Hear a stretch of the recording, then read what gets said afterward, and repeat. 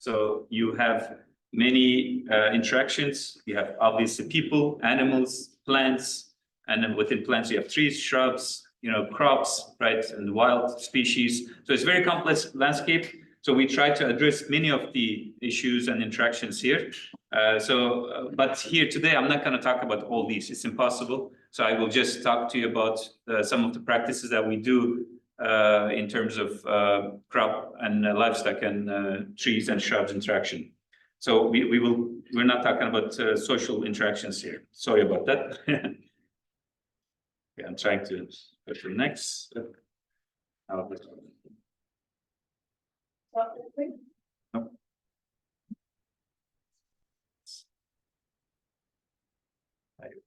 Okay. Yeah. So we're working in 3 countries: Senegal, Mali, Burkina Faso, and we try to cover different rainfall zones from really dry to wet areas. I mean, wet meaning this Sikasso area. At the bottom, you see it around 1,200 millimeters, and we have Huarco, which is like around 250 millimeters. So it's very dry. So we try to cover quite a bit of ecology. And I just want you to imagine now the landscape, because most of us here are from Europe. So you look at the European landscape when you think about agroforestry or forestry in general. So you have these clusters of trees appearing, right, in the landscape. So you don't have trees scattered across the landscape. So it's always either fields or trees, right? But in Sahel, it's not like that. So you have actually trees everywhere. It's completely random, and they are not really planted in any shape or form or any pattern, right? So it's completely random. Actually, they're not. Most of them are not even planted. They just appear randomly, and then farmers manage it basically somehow together with the crop. So it's very interesting landscape, and you can see the pictures in dry and rainy season. So we established many experiments across these 3 countries. We have a lot of students working on it. They're the real workers. They do the real research. We just watch and benefit from their work, thanks to them.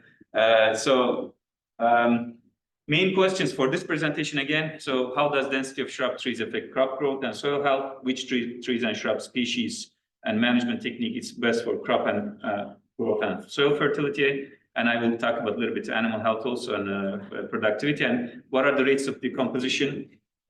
Basically, as I said, looking into these interactions. So this shows one of the studies from Burkina Faso shows this planting densities of certain Pleostigma, but I will not mention these names of these species because it's kind of confusing. I will just say a shrub or a tree. Okay, that's kind of more straightforward for most people. So we have a certain shrub here, so we check here what kind of planting density is good for crop productivity, because they kind of go together. So as you can see here, and also soil health. So we have the soil health indicators here, carbon and also infiltration rate. So you can see the high density of shrub Pleostigma here is really increasing the carbon, as one would expect, nothing really surprising.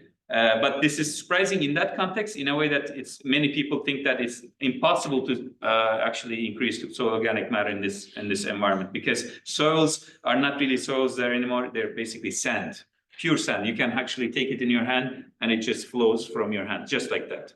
So it's very difficult to increase the carbon content, but we show here that it's actually possible with a very high density. And then infiltration rate. Again, same thing, that infiltration is really important, because then you actually preserve the water and contain it in the soil for the crop, right? So it's really important, and also increases with the increasing shrub density. So here you have this is how it looks. One of the plots from the drone picture. You can see those round things are shrubs. This, because PDF, I cannot show you the. Yeah, anyway, but here the graph shows basically that medium density is good for crop productivity. So high density is good for soil, obviously, but when you have too many shrubs, obviously, then you sacrifice from the crop density. This is the moral of the 2 slides here. I'm sorry, but this is what I said is correct for the grain, but for cowpea, like legumes, actually, they do not suffer from high density. So, which is very interesting. So here we have two different shrubs managed in different ways, and most of the time you can see Tamama here is the control, the C. Oops. This is touch screen. Okay.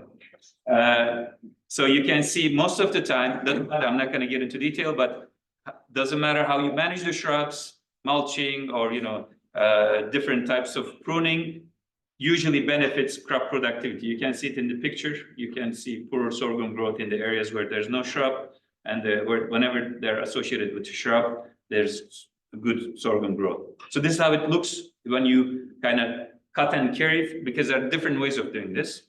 You can actually cut and carry the shrubs, mulch from outside and then bring it to your field, or you can keep the shrubs in your field with the crops and then completely prune them and then apply the mulch right there. So there are different ways. This is just one of the applications here you can see. This from Mali. Again, our partners basically wanted to see what happens with when you combine it with the fertilizers, because there's always this question, okay, what happens with fertilizers, without fertilizers? So they used half dose, full dose. But as you can see, one of the promising shrubs is Glycidia here.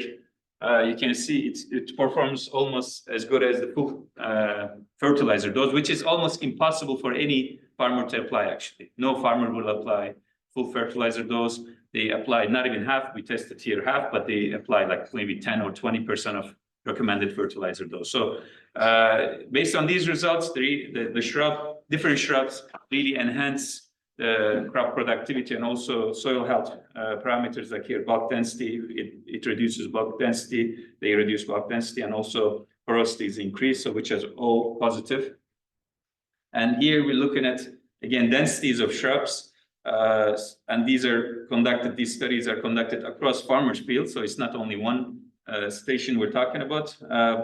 Here, the medium, again, density seems to be good for shrubs across farmer fields for crop productivity in different locations. Here we looked into what happens when you feed the shrub or the tree to animal, and then you compare it, basically the manure from the animal versus applying that particular shrub to soil as a mulch directly. What happens, right? So for some shrubs, for example, Caia senegalensis, it's better to apply it as a manure because it's very recalcitrant. So if you put it through the animal system, it becomes more available in the nutrients. But other species, for example, this one, Sconomorus, it's better to apply it as a leafy biomass. So I guess you lose some of the nutrients in livestock feeding. And here we checked which shrubs or trees are good for animal weight gain compared to farmers' ration. So we have these two promising species. They're really better than the farmer's ration. And then also in terms of animal health, we have many species that we saw that reduces actually this nematodes, the worms in sheep. So as you can see, these shrubs and trees have multiple uses. Like you can use it for soil, animal, crop productivity. So it's really good results for us. So the conclusions, there are many unexplored opportunities. Many of the species we tested, they were never tested before, right? So there's no really information. So there's a lot of work to do still here. What kind of combination, timing, there's a lot of questions. So we really clearly see that from like 2-3 years of data. Again, you need longer time frame for these things that really improves using this species. You improve soil fertility, animal health, and crop yields. So increase in shrub density in low density areas to improve crop density, crop yields, and soil quality is really important. And we need to, many of you heard probably this assisted natural regeneration to improve the diversity of shrub and tree species in the fields is crucial. Thank you very much. And if you want to follow up.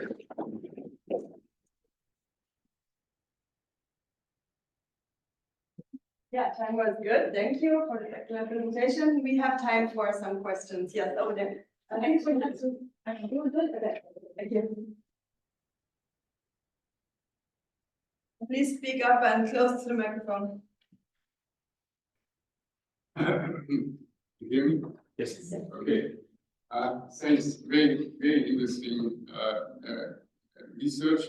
The the planting of the trees takes some time. So the results are based on relatively young trees. Is that correct? Or you establish which finally existing tree densities? This might be a big difference.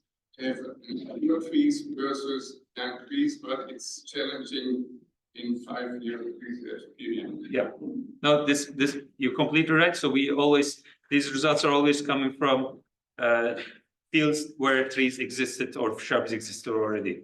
And we have other studies that I'm not showing here. We're checking different lines, their growth rates, because we want to find fast growing varieties and then see how they grow, their leafy biomass and versus branches. So yeah, that's definitely an issue. Like it's very slow and it's very difficult to protect them. Not only slow, but also protection is difficult. Yeah. Other questions? Also from the Zoom, if you want to ask questions, you can unmute yourself and ask a question also, if you hear me. Okay, then only clear to speak into the microphone. So if you also look at the water balance, so having trees also, requires water, or trees transpire water. If you also look at the water balance of these areas. Right. We didn't do this within this research, but one of our collaborative co-researcher, one of our partners basically looked into it before, and it's actually published in Nature. So they found that this medium density plantations of trees is the best for groundwater recharge, for example. So in a high density, there's some competition. Low density, there's not enough capture of water and storage, but the medium density is really good for water recharge. They actually did very thorough study. Yeah. Mm-hmm. Okay, well, maybe one last question. Could the next speaker, Samuel, maybe already, if he's here? He's not here? He's online? Okay, no, there's a question online there. But well, I think we can do 2 more short questions, but Samuel, if he's here, should say hello. So I think the first question was someone here. It was you. And then one on the Zoom, and I think then we have to, yeah.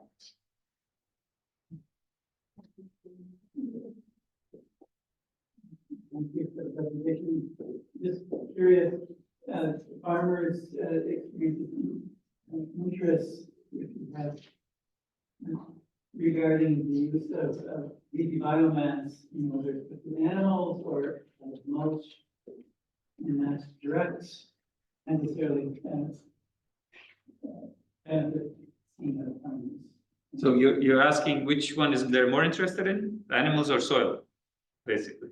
If you have input from farmers, they're interested. Their assessments of these options, apart from intermittent yield. Okay, yeah. Mm-hmm. Okay. Yeah, thank you. It's an important question. We're assessing this through different ways. One of them is basically this innovation platform. We always discuss this, and they express really willingness to implement these practices. And then we actually have a let's say very rigorous scientific impact evaluation, which will really even look into their perception and their practices, whether they change it or not, and in a really scientific way. So it's not going to be qualitative, but really quantitative way. But we will have this information only next year. Real impact of our interventions. Yeah. Yeah, there was one question on the Zoom when we are searching for the next speaker to come, Samuel Oroso. I haven't seen him, so otherwise we would maybe skip that presentation. But the person on the Zoom who wanted to ask a question, you can just unmute yourself and ask it.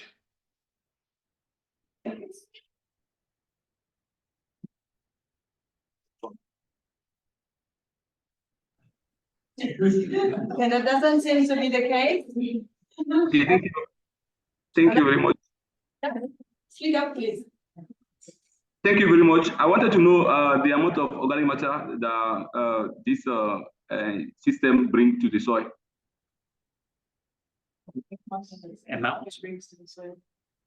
Amount of organic matter? Have you quantified the amount of organic matter that has been added within the system? Usually, I mean, there are different rates, but it starts from 1.5 tons per hectare, but average is around 2.5 tons per hectare. Thank you. Okay, we should go on.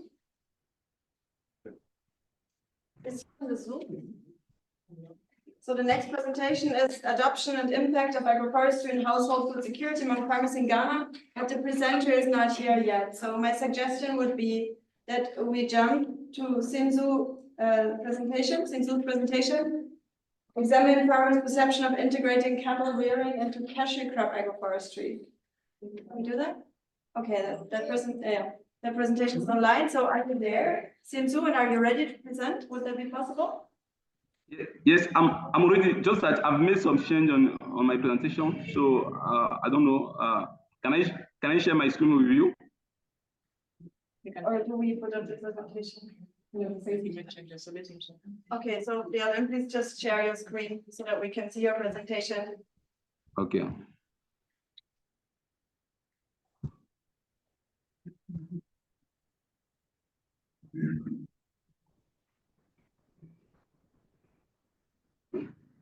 It's saying that I cannot share with you.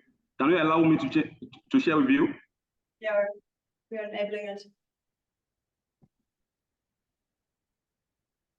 Now it should be possible. Can you try again? Okay, thank you.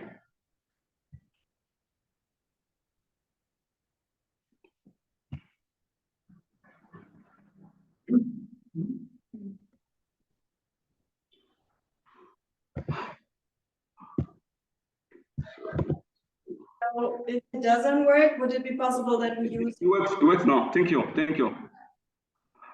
Okay. Good morning, esteemed member of this board. My name is J.P. Superunus. I'm here to discuss with you an interesting topic that is examine the farmer perception of integrating cattle rearing into cashew crop agroforestry system with emphasis on farmer socio-economic status, resource management, carbon and nutrient dynamics, evidence from household use intake. It's well known that in sub-Saharan Africa, we have two types of evolving agroforestry system and a cropping system that are very, very evolving recently. And the two types are integrated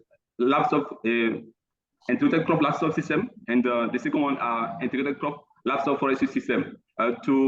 These two systems offer a multi-purposes opportunities in preventing land degradation, improve farm diversity, and safeguarding biodiversity also. And the North of the Republic offer such a tremendous and diverse agricultural landscape, which provides a unique opportunity for scientific exploration into the potential of cattle crop and cattle integration. So there are. Just a second. Can you see the screen that we are sharing? Because we failed to see the screen that you're sharing, so we are sharing for you. So you need to tell me to move to the next slide. Okay, I will see now. I will see it now. Okay, on the objective, several objectives have been conducted. Are you with me? Are you able to see our screen? Because we cannot see your screen, so we are sharing what we have here. Okay. Are you able to see our screen?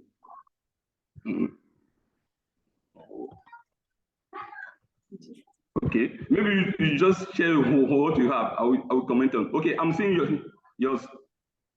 Yes. Okay. So, yes, I'm seeing yours. Yeah. So several studies have been conducted recently, also in the past by Tangier in 2005, but solely focused on the agroforestry system, which involve cashew monocropping. And recently, some scientific has also developed a new. I've talked about the integration of crop livestock system in the region. Our aim this morning is to bring more insight concerning crop livestock forestry system, which is offer more advanced benefits than the two previously mentioned, as the monocropping of cashew for agroforestry system and the crop livestock system. You can move to this. So the goal here is to showcase first the level of transition of the agroforestry system in the region, also to showcase also the farm management typology that we encounter across our field survey and household survey, and also to show the importance of carbon sequestration potential that the integration crop livestock system and forest can bring into cropland. We'll go through the concept and initiative for sustainable agriculture, farmer perception on the crop livestock forestry system in Benin, and the level of the agricultural practice and farm typology in Benin agriculture.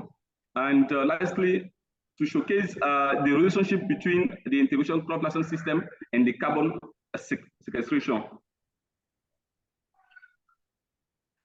These three photos shows the different type of agroforestry encountered in the regions.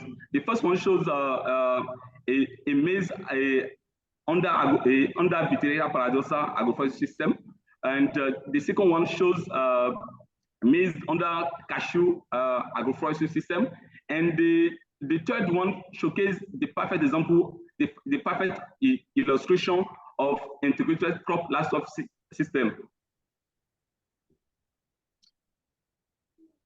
The methodology that we use here include both quantitative and qualitative data that were collected through our household survey using the tool for agroecological performance evaluation, the model developed by Mode et al. In 2020, and secondly, the analysis of the result followed the typology set by Alvarez in 2014, and we achieved two types of results that we collected.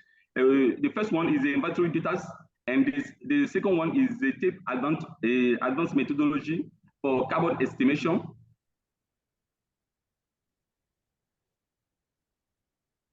According to our results, we could achieve that across the Chao region in the northern Benin, we have three types of ecological level transition. The first one was the incipient transition, which was 10.57%, and the second level of transition, which was the best one, was only 0.76%, and the large majority of the farm encounter are not agroecologists and represent squarely 88% of 88.46%.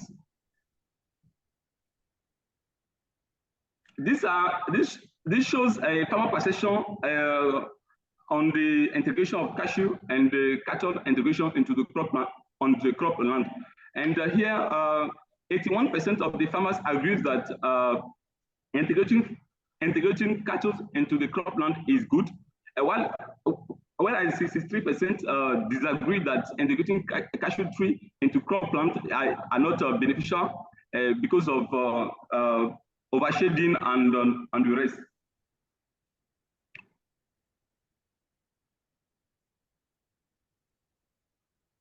This shows the result concerning the farm typology encounter. We have three types of farm. The first type include the monocropping, the smallholder farmers that are practicing monocropping of cashew or monocropping of cereal or tuber.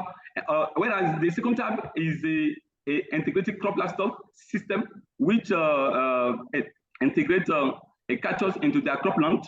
And you could see that between the farm 1 and farm 2, the land mass here, the first type has a small farm land mass, whereas the second type has squarely 5 hectares on average, whereas the third type, which is integrated crop livestock and forestry, has a bigger land mass, and they are hopefully 8 hectares 25.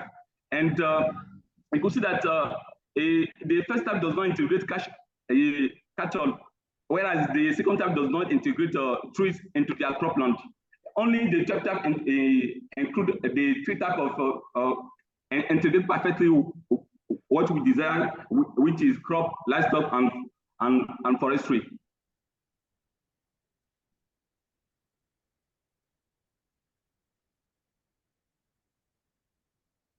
You can go on. You can go on. I've already read this part, but sorry. So this illustration is what I've been explaining, and I've removed it from the slide, but sorry, it couldn't get to you on time. So to the next slide. Next slide, please. Okay. This is the manure production and in the application. We could see that in a type 1 type of farm, like I was saying before, they didn't include cattle integration into their agroforestry, into their farming practices. That's why you could see that on the estimation of manure per year production, they have 0 ton, whereas the type 2 has a hoping value of 13.2 dry matters in ton of manure, and the third type of farm scored the highest, and across the three farm it varies, and the result were significant as P.0.005.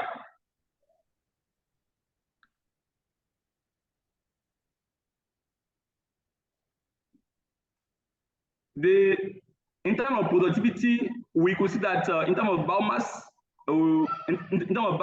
the type 2 and type 3 scored the highest in terms of biomass production, and in terms of even crop productivity, the type 2 and type 3 score also the highest, whereas the type 1, which is mainly of the farmers that are into monocropping, scored the lowest.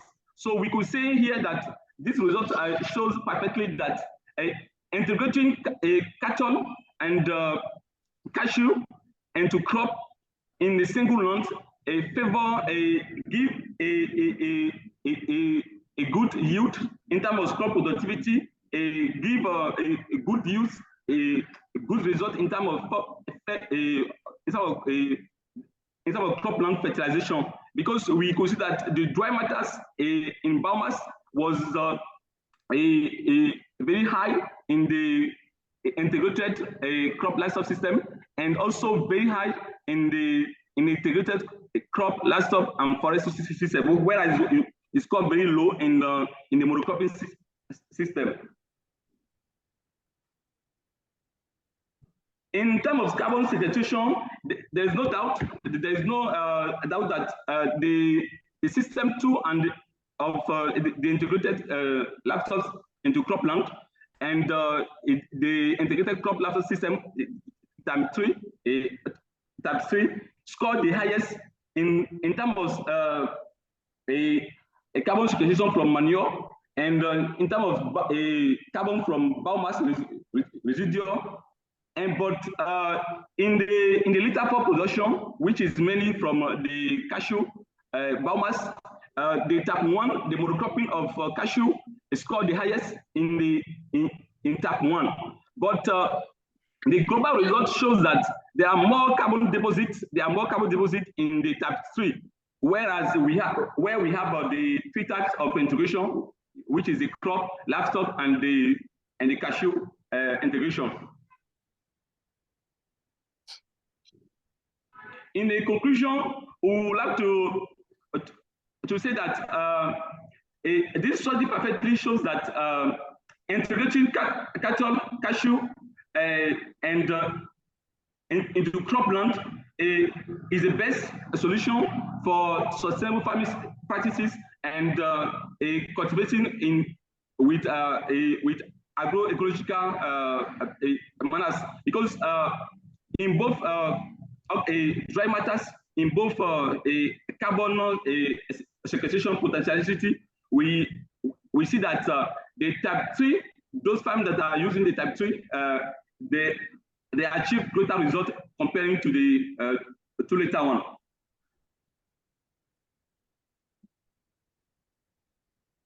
The result of this study revealed that the carbon input from the cashew for a manure and crop residual vary from one farm type to another, but farm that integrated cashew tree livestock with cereal legume has a higher soil carbon sequestration value.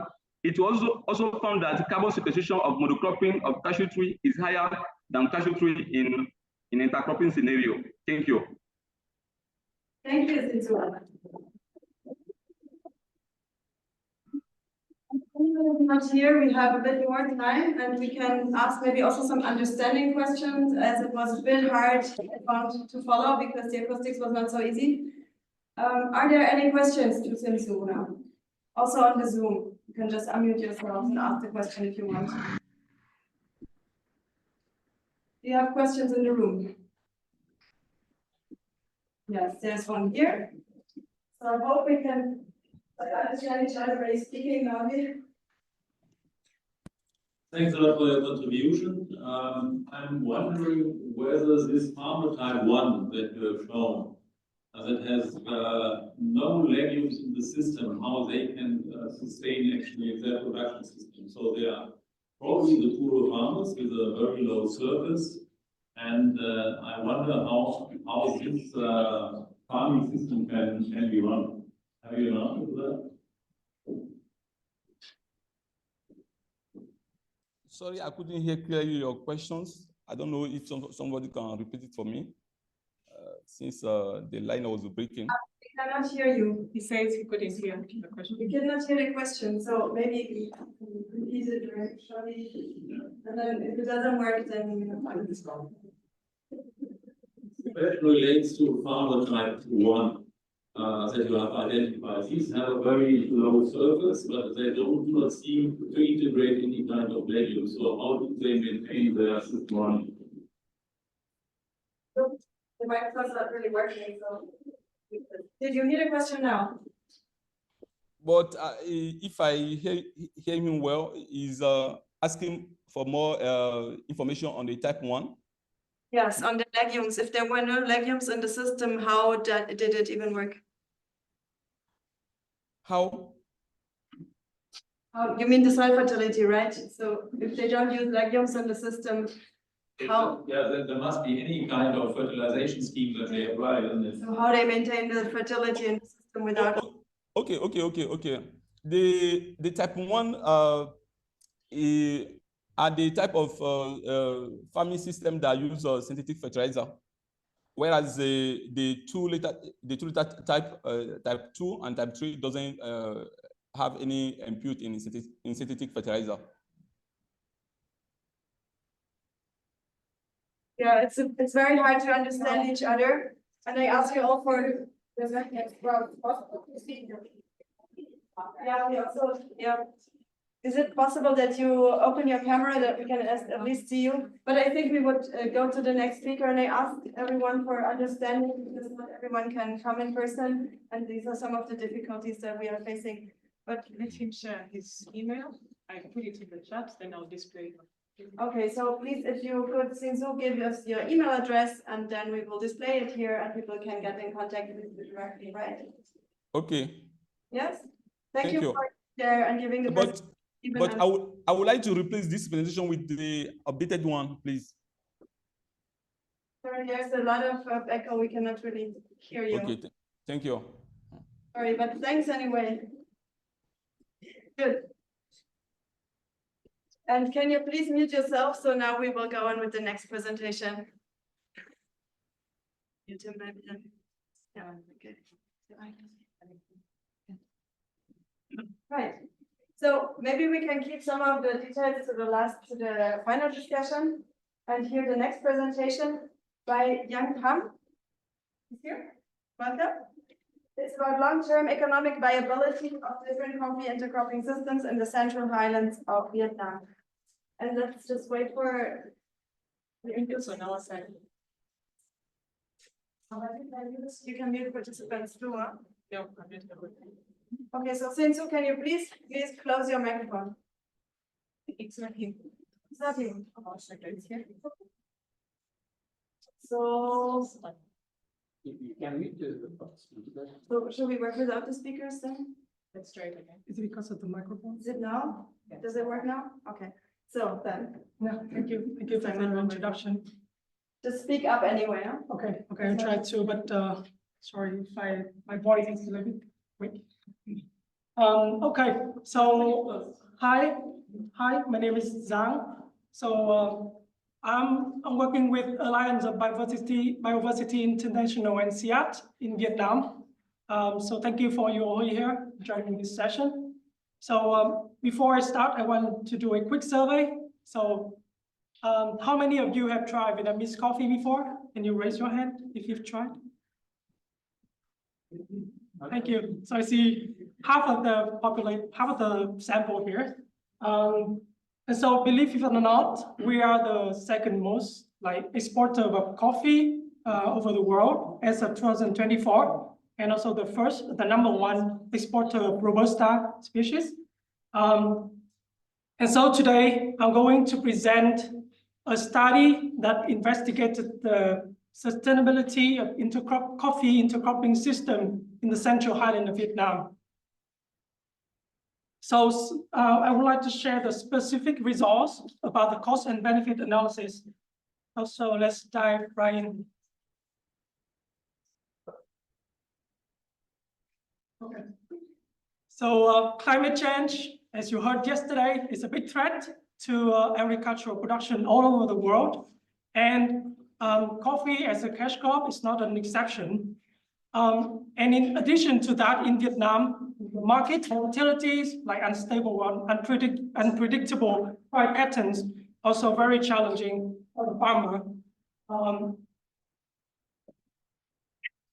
And in the Central Highland of Vietnam, the monoculture or full sun coffee is a dominant production system in the area.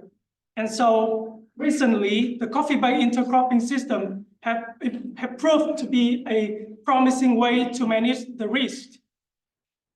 Yet, the costly investment barriers in terms of capital, labor, and knowledge hinder the widespread adoption of the interventions. And so in our study, we would like to analyze specially targeted coffee by farming system interventions across 4 districts in 2 provinces in the Central Highlands. And our questions are, first one is, are intercropping system economically profitable in the long term? How likely are different adopters, different farmers in different locations to benefit? And finally, what are the distribution of the cash flow of the intervention over 25 years? Preceded to this study, we have done 2 activities before the cost and benefit analysis. There are 2 activities. So the first one is we have done a characterization of the farming system in the project area. We find out 5 or 6 different farming systems with coffee. And the second activity is prioritization, with multi-level stakeholder engagement to understand what are the priorities, what farming system that farmer might prefer, also at the upper level, at the authority level. So in this presentation, I'll just focus on 4 interventions. We have more than that. And the first one is introduction of macadamia into Robusta monoculture. Second one is more like transition to diversification of the crops. Beside Robusta pepper, also introduce the durian into the Robusta and pepper system. And the third one look at the introduction of persimmon to Arabica monoculture. And finally, for the location with very steep slopes, we look at the agroforestry model, or the simplified as sloping agricultural land technology to mitigate the soil erosion. So as you can see in the map, the shaded area are the communes that we would like to do the analysis.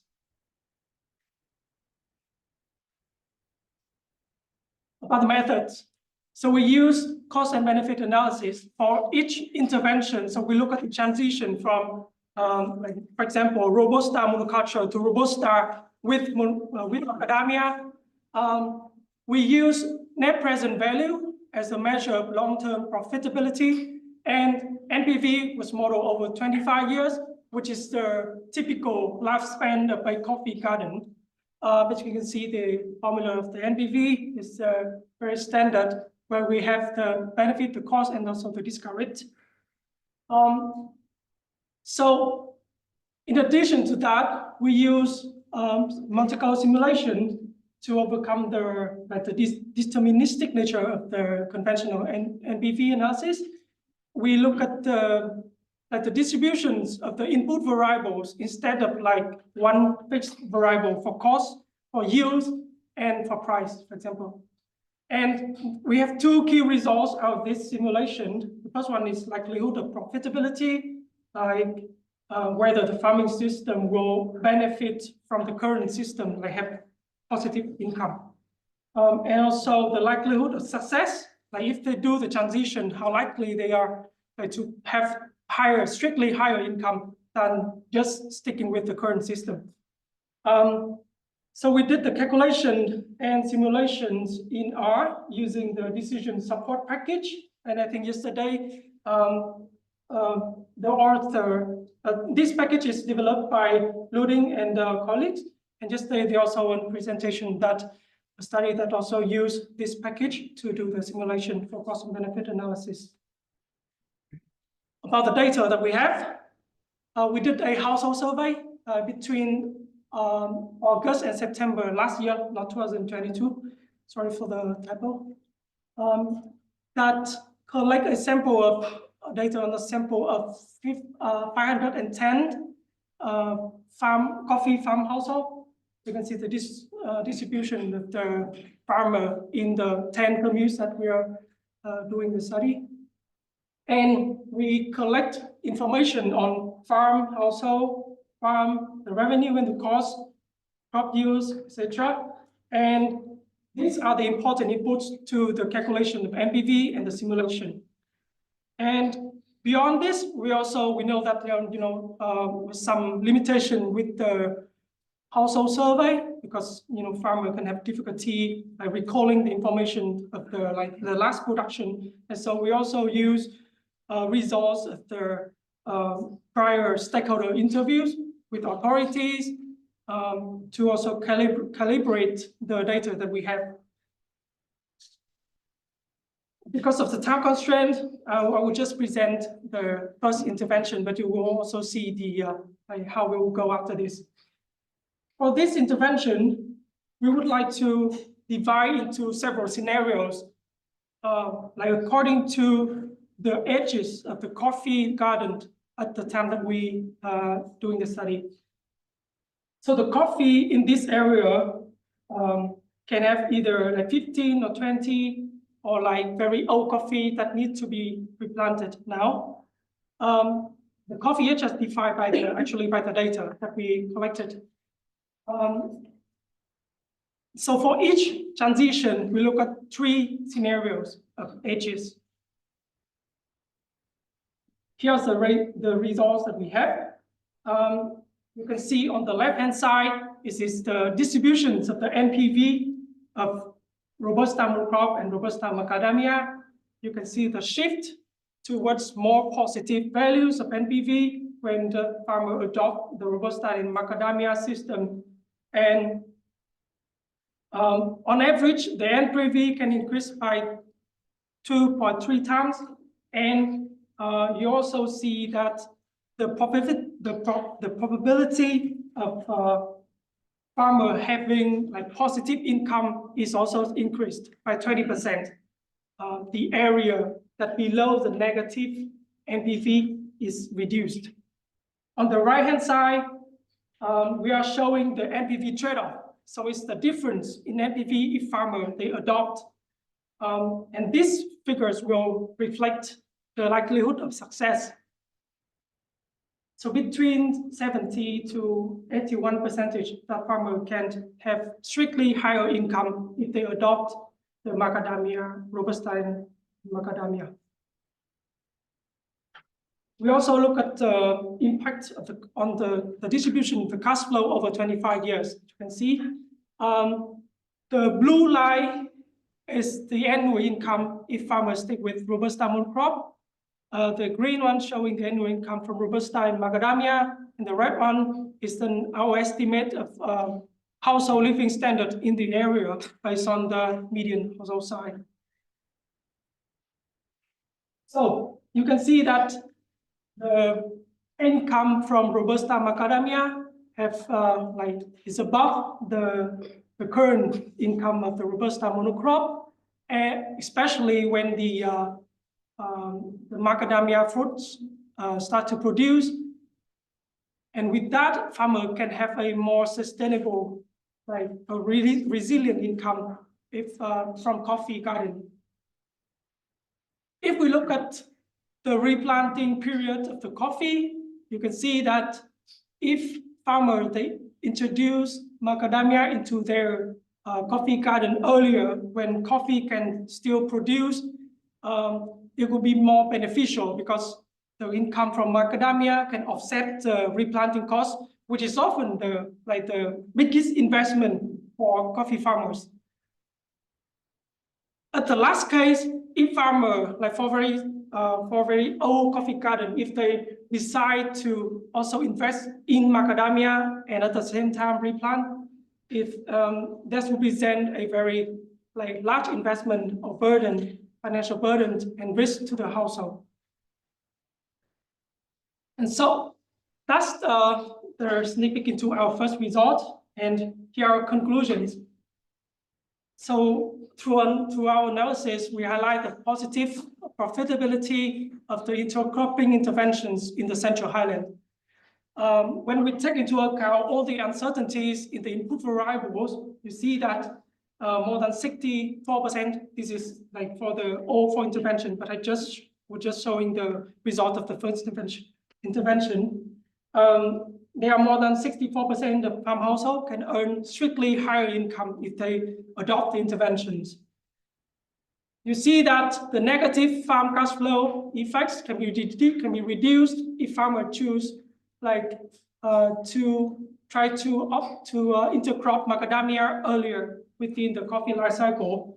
And as the last case indicated, the marginal and ethnic minority or resource poor farmer will have more challenge adopting this intervention without financial support, so that they can maintain the community living standards. Yeah. Okay, that's the end of my presentation.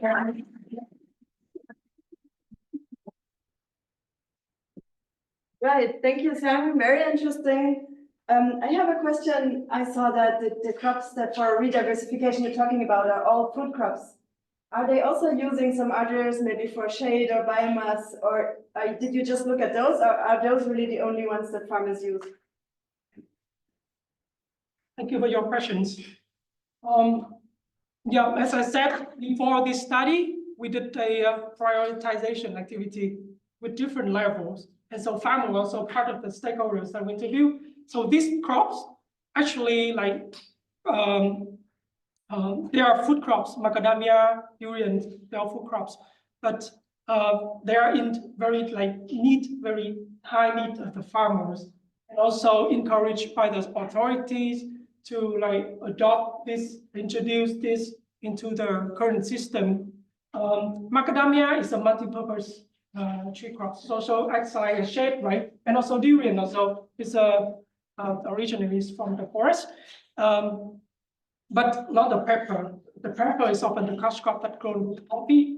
And so to answer your question, yes, we in this area often these trees will act like also as shade, and also it can bring significant income to the farmer. Yes. Thanks. So questions, first one actually there, and then I have to run. I don't even know if this really works, but try. Thank you very much for your presentation. And is that a couple of questions related? It's, the first one was when you did the simulations, which variable did you, or which were the parameters that you used to create a variability, was price, or all of things dimensionality? And you can also say which was the one that were more sensitive, that created the greatest. So that would be the first one. And the other one, I also noticed that in the distribution part, most of the farmers were around at a net profit of around 1 million of recurrence, which I don't know if maybe interpreted for me, but it seems to be like way below the local needs for survival or like living income, let's say. So I don't know if you can also comment a little bit more on farm size, total revenue that are being like produced by the farms, and how does that relate to the income, and if these new associations, how they perform in that region.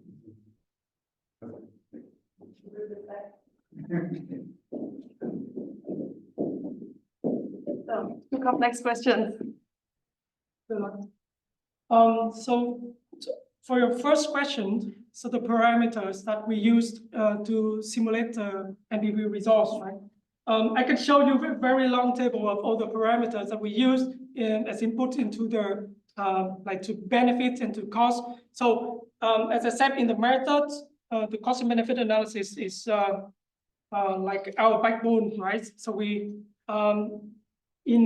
have to, before this, we have to define all the variables that can come into benefits, like price, like yields, like for example, yields per tree, and also the yield curve of each of the tree, like where they will start to produce the first harvest, where they will produce a second harvest, and then also where they also like reach the plateau, right? The mature yields. Yes, there's a lot of parameter in the cost and in the benefits, and also the cost. We look at the variable costs like labor and inputs every year, and also the fixed cost, which is the replacement of the machineries that farmers use to produce their coffee garden. And yes, there's a lot of parameters that I can show you if you want to like do the replicate our results. For your second question, still the first one you asked about the sensitivity, which variables are most sensitive, right? I haven't shown it here, but actually the price, the coffee price, as you may have guessed, was the biggest factor into the NPV. Actually, the decision support package, they have a function that you can like model like which input variables that mostly affect the NPV result. Yeah. On the second question, sorry, I forgot. It was on the living income. Yes.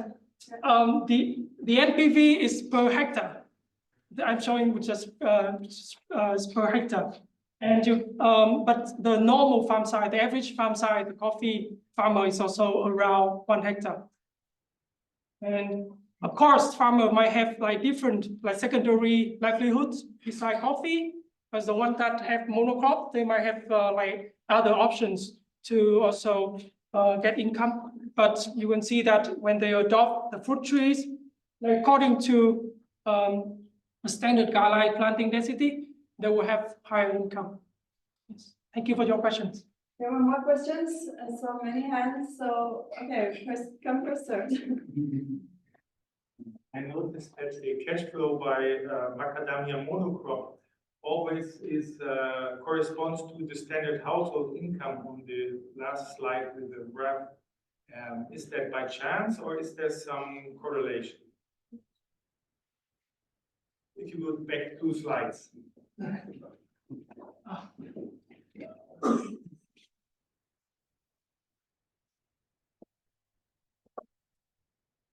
Yes.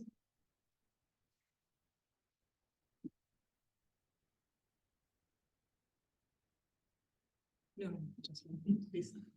I think he's talking about the cash flow, the below, isn't it? Yes. Yeah, it's a bit hard to go back to the slides, it seems, but maybe you can just Yeah, but Ah, here we have it. Thanks. the red line for the standard household income always is at the same, ends up in the same, value as the, graph of the, monocrop cash flow. So I'm just asking myself, is this by chance or is there some story behind?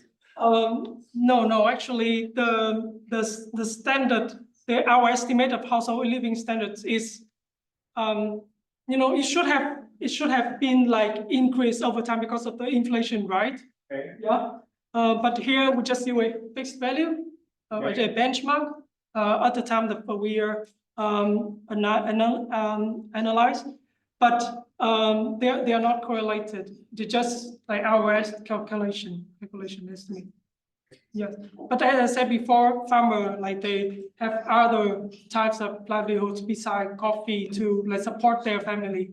Yeah, but more or less, coffee can only like help them like, for example, pay for education of their kids, pay for meals every day, but not like have a surplus out of their coffee garden. Yeah. So when we put up the next slides, is there one last question that is brilliant? There's one there.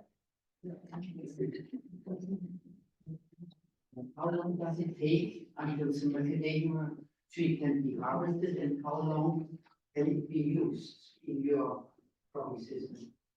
Thank you.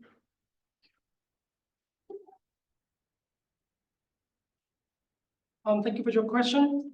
So macadamia fruit macadamia trees will like often start produce when they are 5 years old. 5 years old in the area that we are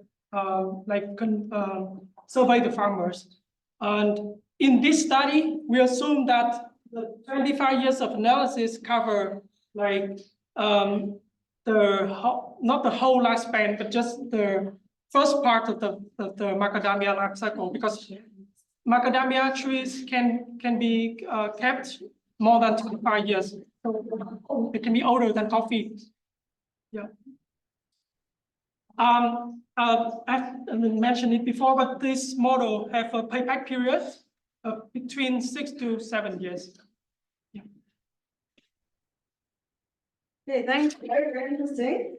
I would like to welcome the next and last speaker, Hu Tom Tam, with a presentation on plant available water content and water use in a food crop agroforestry practice on sloping land. Welcome. Please use the mic, please speak loudly.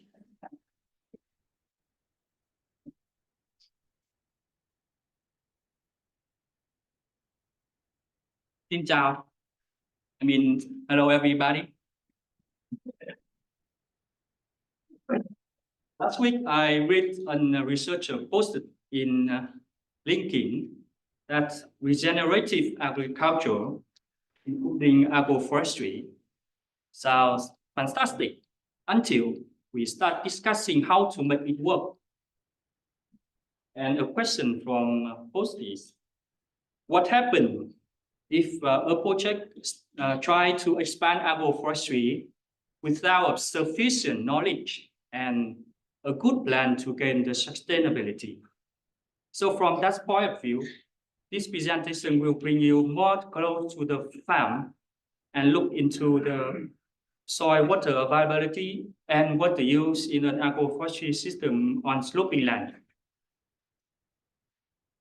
Our talk will consist of 4 parts, background, material and method, and result and discussion, and conclusion. To open the context, agroforestry is practiced on approximately 43% of global agricultural land area, according to FAO estimation. And in Northwest Vietnam, agroforestry contribute for a major part of fruit tree area, which is has been expanded to 254,000 hectares. However, we also observe that a number of farmers now return back to the monocropping because of the lower crop revenue, and that can be caused by the competition between tree and crop components. Agroforestry in this region was proven that have benefit to reduce the runoff volume from 21 to 84%, and form the terrace on sloping land and reduce the soil loss, soil erosion loss. Our previous study indicate that sunlight was not the limiting factor in this agroforestry. So in this study, we hypothesize that water can be the limiting factor for crop performance. So to test the hypothesis, we visited the Longan, mango, maize, and grass agroforestry on sloping land of northwest Vietnam. We divide the agroforestry system into two more simple subsystems: Longan May grass agroforestry and mango May grass agroforestry, and compare with zone May system. We divide to the zone based on the slope side, both upslope of fruit tree rows and downslope of fruit tree rows, and based on distance from fruit tree rows. We took soil sample in 3 soil horizons: 0 to 20, 20 to 40, and 40 to 60 centimeter depth. Why we took that? Because previous studies showed that most the crop and grass and wheat roots occur in those 3 soil horizons. Later we measure the soil available water content. We measure soil water saturated infiltration. We collect maize sample and calculate the maize grain yield, biomass, and harvest index. We collect the data in 2 years, 2022 and 2023, in both rainy season, which is also the cropping season in Northwest Vietnam, from May to September, and also in dry season from October to April. In 2022, we observe a drought period in July that happened during the silking state of May crop. For some result, when considering soil water availability in whole 60 centimeter soil depth, in the rainy season, the agroforestry show a higher soil water availability if the data occurring close to the rain event, as I mark the blue rectangle here. However, if the data occurring not close to the rain event, almost no difference between agroforestry and zone May. It may be related to the fruit tree and grass consumes water in the agroforestry. And during the dry season, as I mark in the red rectangle here,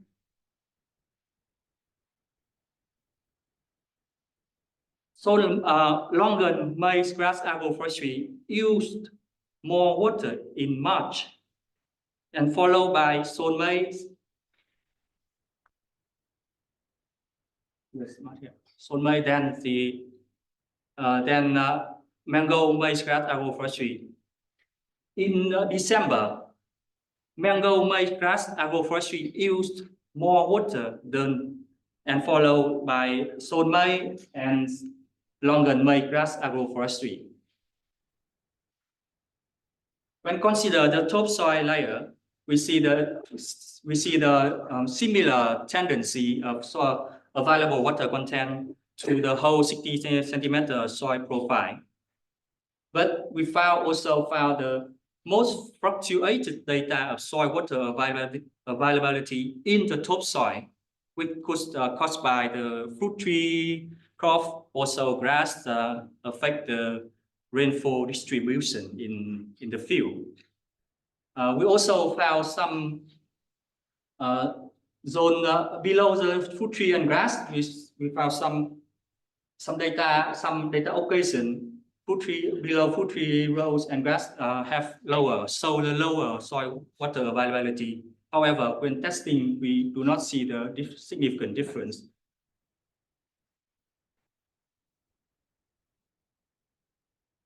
In the subsoil, we see that's a similar tendency of temporal distribution of soil water availability to the whole soil profile or the topsoil. But the less dynamic of the soil water availability than the topsoil. And when compare the topsoil and subsoil, we see that longan use more water in the topsoil, while mango use more water in subsoil. And when we look into the infiltration rate, agroforestry have higher saturated water infiltration rate, especially in the fruit tree rows. It indicates that the higher soil water availability in agroforestry, not only because of lower runoff volume and also the higher infiltration rate, that water quickly infiltrate to the soil. And below the fruit tree and grass seed, we found the lower migraine ear and biomass than other zone. But the harvesting index was similar in all crop zones in a certain year. That indicates that any potential competition in that kind of agroforestry must be happen from early season of the crop. In 2022, my grain year biomass and harvest index was lower than in 2023 and caused by the drought periods happened during the silting state of maize. To summarize, from this study, agroforestry can increase the soil available water content during the rainy season, especially if close to the rain event. Agroforestry increase the saturated infiltration rate, and water is not the limiting factor during the rainy season.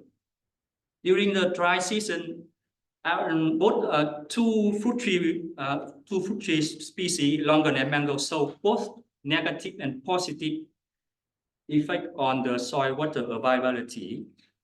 So from our result, we suggest that rain harvesting and water storage during the rainy season would benefit to irrigate in the dry season for adding more intercropping. And system redesign and better management would support the optimizing water resource in this kind of agroforestry. And that's it. Thank you very much for attention.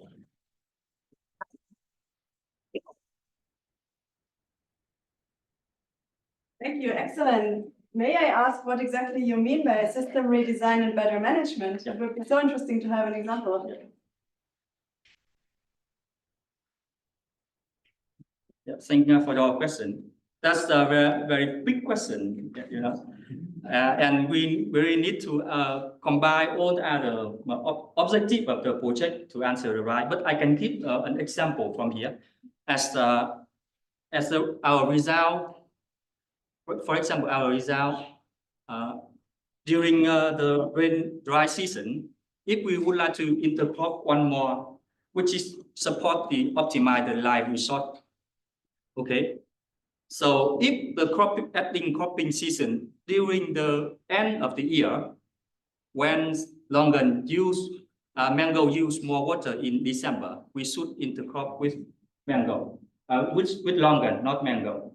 But if the intercropping season happen in early in January, February, or March, we should intercrop with mango because it use less water than longan in March.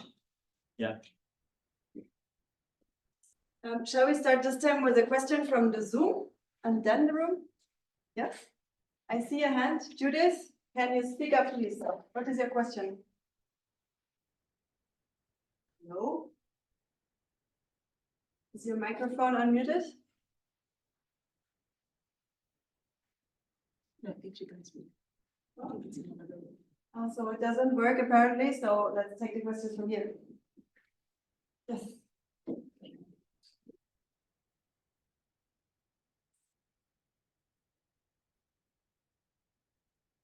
Thank you. Hi, since you say that it could be possible to rainforest. I'm just curious, these systems were implemented before your study, or is like you are proposing maybe using this kind of system? Thank you.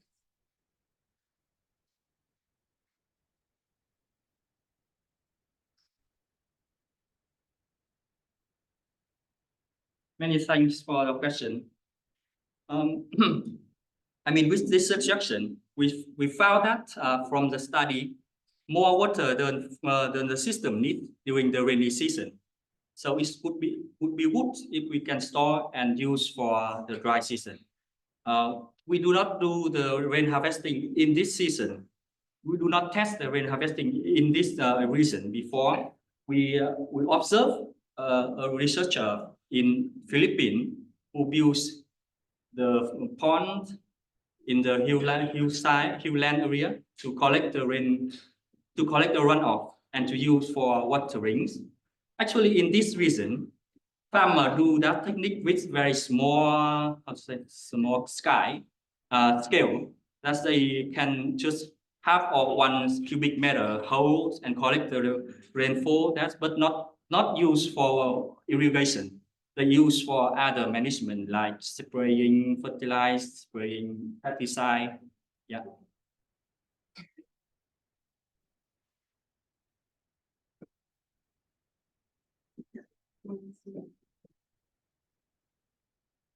Actually, your results will depend on the surface coverage of the trees. So do you have any recommendations with respect to this management system? So what should be the tree density per hectare? What should be the geometry? Do you prune? What are your recommendations? For the mangoes or in general? The mango is special. Mango is very special. My thoughts about that. That's the same question. Yeah. Yes, thanks. You're right. We can the management technique can support to manage how tree use the water. And during the dry season, we usually do the pruning before dry season, like at the end of the rainy season. For better management technique, we suggest that we combine with other results from live study and also the nutrition study in our project to give the better for whole picture of suggestion for whole picture. In terms of soil water, we suggest that maybe farmer should prune more during before the dry season. That would have reduced the water consumption from the fruit tree. And also I did not mention a lot about the grass here, but these have a huge amount of biomass, and farmers in our project, we suggest farmers should cut regularly, more regularly than the current practice. I don't know if it's captured some of the questions. Also a difficult question. Thank you. Right, are there more questions? I mean, we could also already think of putting all the results of it together, or what is the main impression from all these different presentations, because I think we saw some very interesting results, also some things that are not yet so clear. Biodiversity was so far mainly missing, but we can have that a bit in a poster session. But you can also ask some more general questions to all of the speakers, or also even make some comments if you want to share some own experience. We have some minutes for that, so we don't have to stick to only this presentation now. So are there some questions or general comments? And of course, you can even also ask detailed questions. Yes, and maybe if Samuel Owusu showed up, he could also share some final comments, but I don't think he's here, right? But he's not. So share some thoughts or questions on the overall presentation round on agroforestry. Did you feel that lived up to the title? Can we reconcile ecosystem functions, biodiversity and production? Or do we need much more research? What is your impression on this? No comments, no ideas? I mean, I know from many of you, you work in the field, so please. Yeah, there's, thank you, one. Maybe, do we need the microphone really? Shall we just play it? Yeah, then they just speak up and then. The use of fire for many years now is okay. I find myself that one of the questions on agroforestry is how the integration of the different species influences the labor intensity of the system, usually being one of the biggest costs in smallholder agriculture, is one of the big factors for feasibility of the system.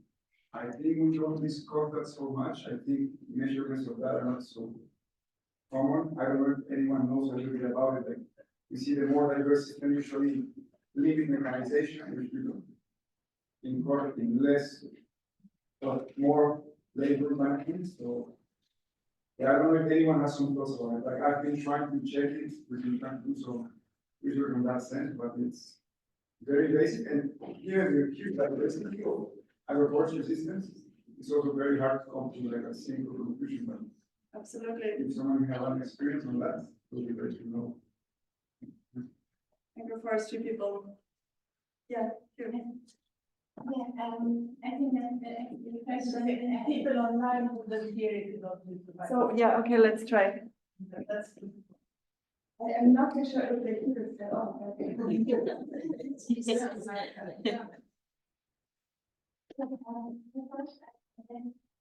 very important and that of the question which kind of research is needed, and I think it's other thinking how to design and agroforestry systems management. And I think the system service to us as a community for example, integrating smart grids, unit trucks with cancer customers. And I have connected with yeah, I think it's working on again, something like decrease a lot of level for example, integrating style as indicator for management and it's a growing. We just recently established one. We have management information, we have writing material, and we have research and certain conditions.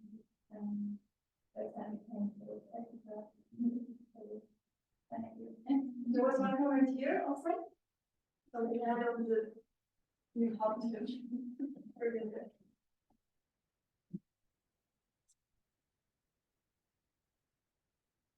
Thank you. I would say that's our experiment in Northwest Vietnam. We have been carried out in 7 years with the various researchers, and we collect all the data from the beginning. And to summarize, we found that the cost of agroforestry very much higher than soil maize, especially in the early season, early stage of the established year, which is for digging holes, bringing fertilizer costs, planting trees, etc. A lot of labor in the first year. And for the maintaining years, I would say that the cost for labor depending on the system. For example, if the food tree maize, the most additional labor cost, that is the managed tree. The managed tree management like pruning, harvesting, yeah. And when we compare, for example, in this child, when we compare the weeding labor, there is no difference between agroforestry and soil maize. But in the fruit tree, coffee, and grass agroforestry, the labor for weed management much higher than soil and coffee, and that's very much depending on what system you use. Thank you. Yeah, and just to follow up on that, with your other trials where you are trying out different understory crops to control weeds, where you're also collecting labor time. So in a year, maybe there will be a paper. I mean, of course, the labor perspective comes up every time, but I think we should not only see it as negative, but because you have to think about your jobs in agriculture anyway, any field of agriculture, I think that's also hopefully some kind of a chance. But there were more comments.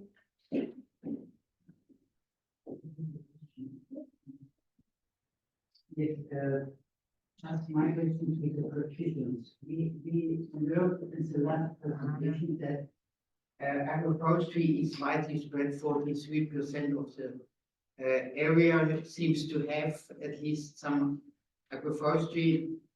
On the other hand, we heard that with intensification, it's declining agroforestry. So my question would be, is that a general tendency at the moment that with intensification of cropping systems, agroforestry is declining? Who was the question? Generally? Generally. Does anyone have a data impression? Experience also counts. I think the major point is if you intensify the cropping, you invest in mechanization. And if you invest in mechanization, you have a problem with the agroforestry component. That's the main reason from my perspective.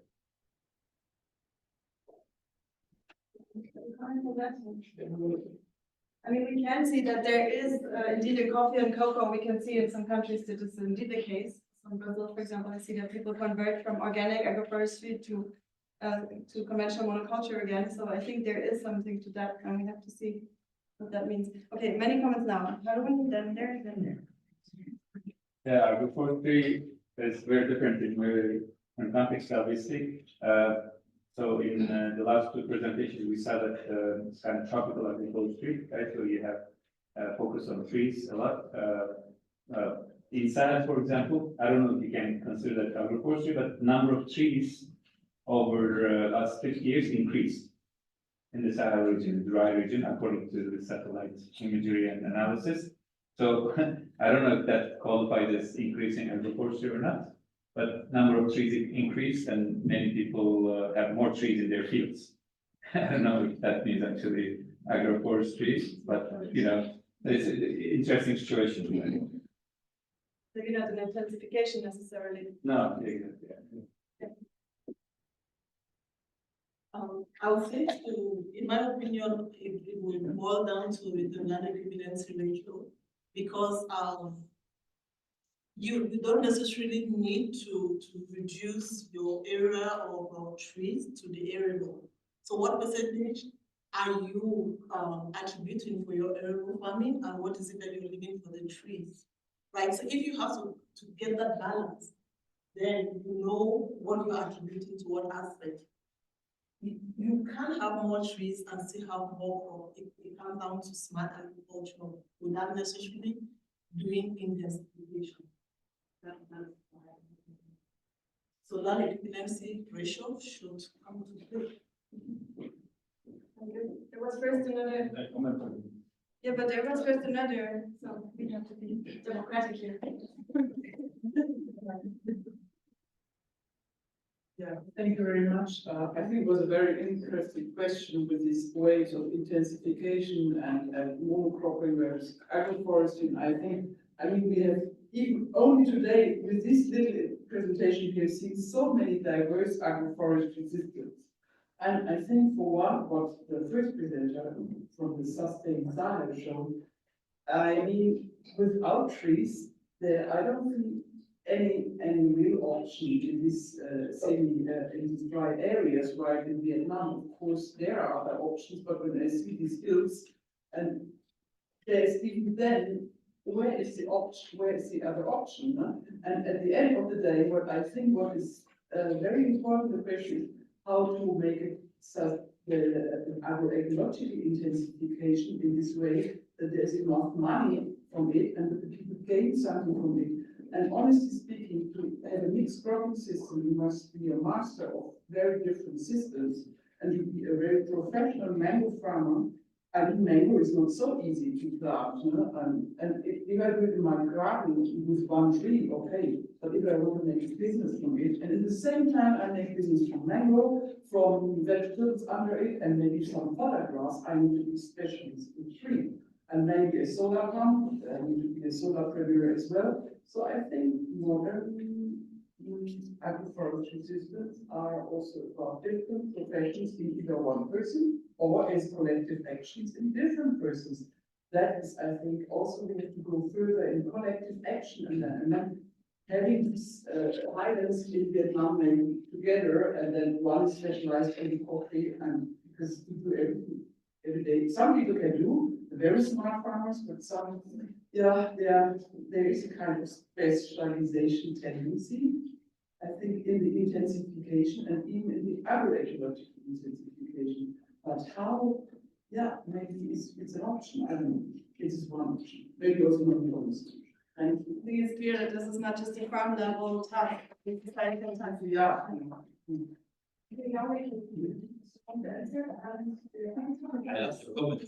Very good, actually. But if you come back to the soil, we have a more mechanized agriculture.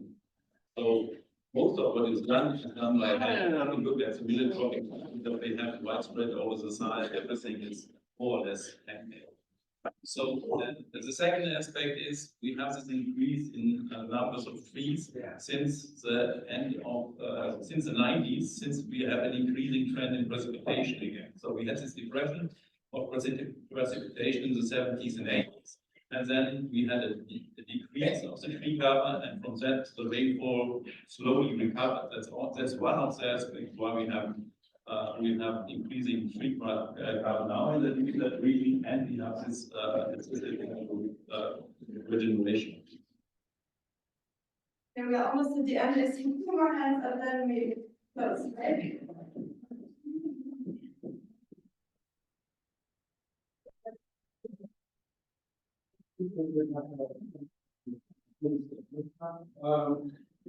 I was wondering, since we have this mix in this system, and we have about water management, I didn't hear of what is completely missing that so the competition of the nutrient when you have a high density system or intensive system. And in regards to this, if maybe in the room, someone has already experienced working in this area.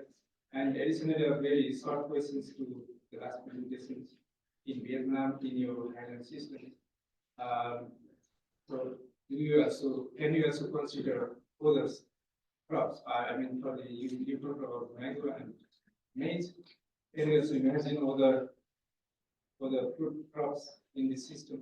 And also, we also look at the nutrient balance of soil fertility effect beside your farm. I think we cannot really like go to the answer, but maybe you can talk bilaterally, and we can take also the comment that we have to think of the diversity and the direction of factors, right? So let's hear one last comment and then close. Yes, one last yeah, one other dimension I think is very important to describe intensification is the expert orientation, calls for uniformity and calls for consistence. And I think it would be really interesting to really to how can we strengthen markets which lower the diversification, which the farmers can have markets and maybe also opening like thinking about how can we organize, yeah, people and the ideas of organizing hubs of the next for the same asset and just think about how to lead our minds to allow for flexibilization. Thank you all. Let's stop here. I think this was a very nice discussion. I always find it important to take all the case studies to a bigger, what does it mean, to the question, what does it mean, and what are the tasks for us, for the practice and practitioners. And I think it was a very rich discussion. Please come to the poster session this evening at 8:20 in the other small building where the food is, at room 26.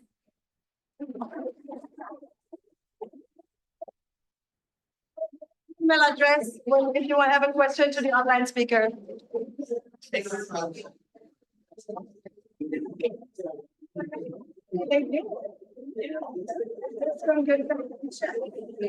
We'll get that one.